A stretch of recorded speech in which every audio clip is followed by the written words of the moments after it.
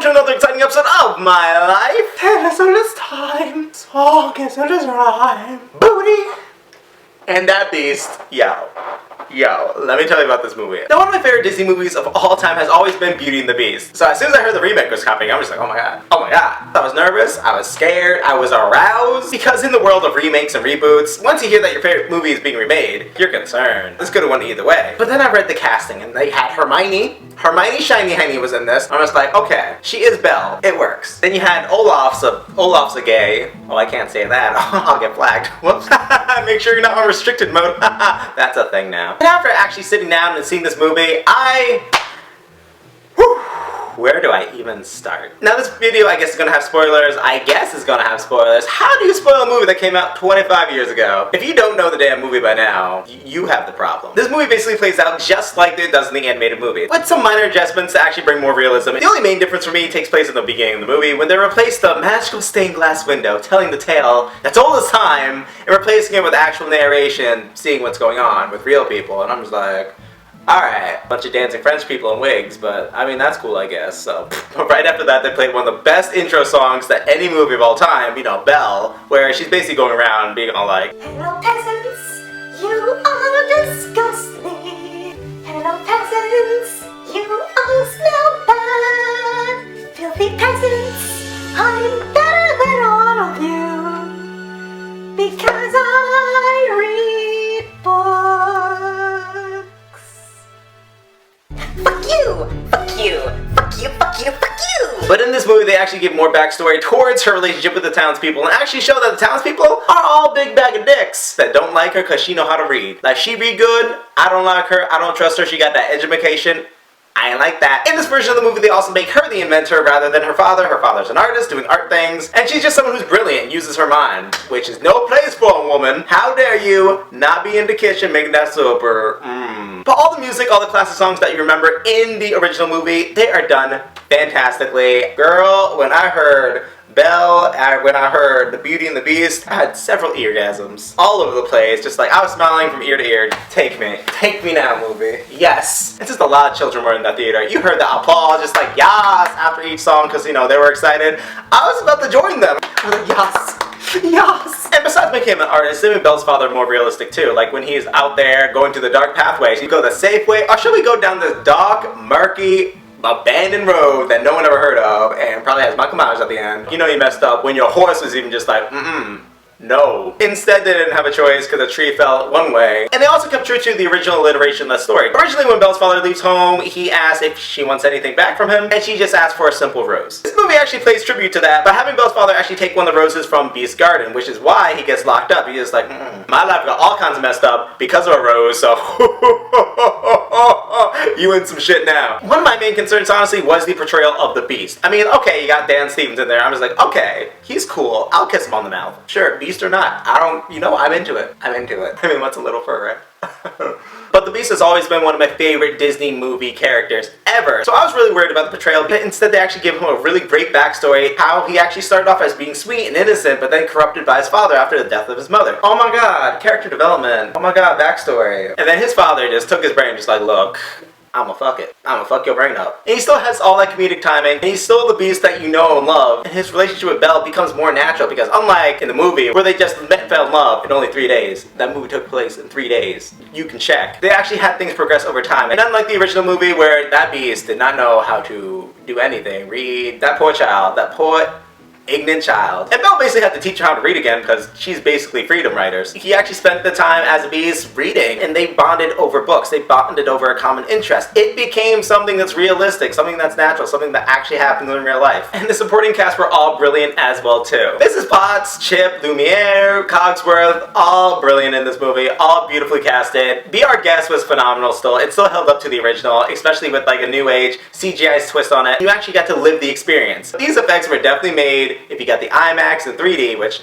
I was not paying an extra $10 for. No ma'am. But it was still a phenomenal experience even if you didn't get that. And even though the supporting characters were really invested in the storyline and all had a very reasonable role in this movie, they focused more on Belle and the Beast and how they're going to make the relationship work. And my favorite scene with the Beast was probably right before he's getting ready for the dance, where he's in the bathtub and talking about how he asked her out and she said yes. Basically like a junior going to his first prom, and it was adorable. And the ballroom scene was amazing. It makes me want to fall in love, and it set high standards. Like, if you want to get with me, I want a night like that. I want someone to look at me the way Beast does. I want someone to grab me like Beast wants. I want someone like hairy as Beast does. I think I just love the Beast. I think, oh my god, Hydra Wildebeest, Hydra Bears, that's it. Game over, Andrew. That's why I have a thing for beards. Huh. More you know. I want to be twirling, I want to be dancing, I want to wear my yellow dress. And I know a lot of people had shit about the dress, just like, hey, why does this girl look like a banana tree? Like, where's the ruffles? Where's the gloves? I don't know where the gloves are. I will never understand where the gloves are. I was kind of skeptical about the dress, but when you actually see it in motion, actually see it on her, and actually see them perform and dance together, and actually see the styles of everyone else in the movie, it just makes sense. The dress is very well done, especially for the following scene after, where she does go save her father. She's like, my daddy's in danger.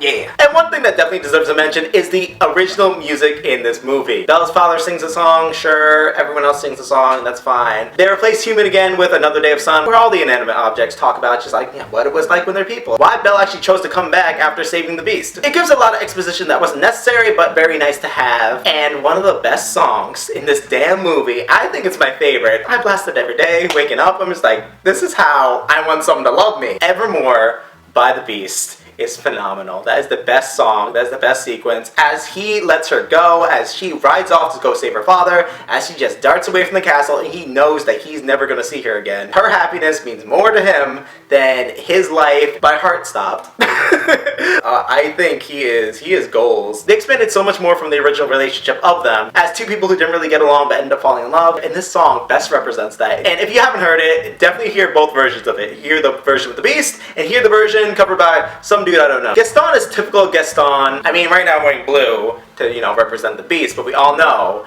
if I could be any character in this movie, it'd be Gaston. I mean, think of it, he's a conceited narcissist who's completely into himself. He's got biceps to spare. He's obsessed with all these people that he can't have ever in real life. And he's constantly rejected by a nerdy bookworm. Oh my god, I'm Gaston. Though he does seem more involved in trying to win the affection of Belle, even trying to help the father, but you can see how manipulative, how vendicious he is. Is that a word? Vendicious?